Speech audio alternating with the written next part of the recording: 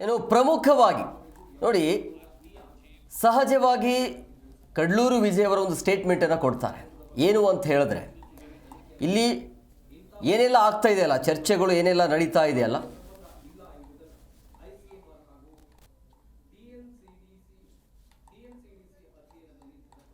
ನೋಡಿ ಈಗ ಸಹಜವಾಗಿ ಇಲ್ಲಿ ರಾಜ್ಯದಲ್ಲಿ CM ಬದಲಾವಣೆ ಆಗುತ್ತೆ ಅನ್ನುವಂಥ ದೊಡ್ಡ ಮಟ್ಟದಲ್ಲಿ ಚರ್ಚೆ ಆಗ್ತಾ ಇತ್ತು. ಬಟ್ ಇದಕ್ಕೆ ಸದ್ಯಕ್ಕೆ ಬ್ರೇಕ್ ಸಿಕ್ಕಿದೆ ಅನ್ನೋದು ಸ್ಪಷ್ಟವಾಗಿ ಗೊತ್ತಾಗ್ತಾ ಇದೆ.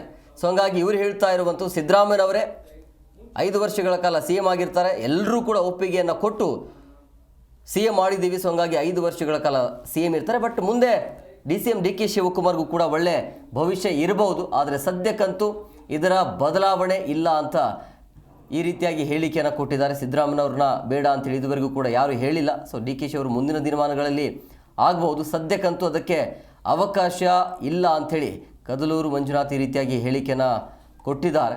ಸೊ ನೋಡಬೇಕು ಮುಂದಿನ ದಿನಮಾನಗಳಲ್ಲಿ. 5 ವರ್ಷ ನಾನೇ CM ಅನ್ನುವಂಥ ಸಿದ್ದರಾಮಯ್ಯನವರ ವಿಚಾರ, ಅವರನ್ನು ನಾವೆಲ್ಲರೂ ಕೂಡ ಸೇರಿ ಆಯ್ಕೆ ಮಾಡಿದ್ದೇವೆ. ಸೊ ಸಿದ್ದರಾಮಯ್ಯವ್ರು ಬೇಡ ಅಂತ ನಾವಂತೂ ಹೇಳಿಲ್ಲ, ಬಟ್ ಅವರು ಇರ್ತಾರೆ ಅನ್ನೋ ರೀತಿಯಲ್ಲಿ DK ಶಿ ಕೂಡ ಆಗಬಹುದು ಅಂತ ಈ ರೀತಿಯಾಗಿ ಕದಲೂರು ಉದಯ್ ಈ ರೀತಿಯಾಗಿ ಹೇಳಿಕೆಯನ್ನು ಕೊಟ್ಟಿದ್ದಾರೆ.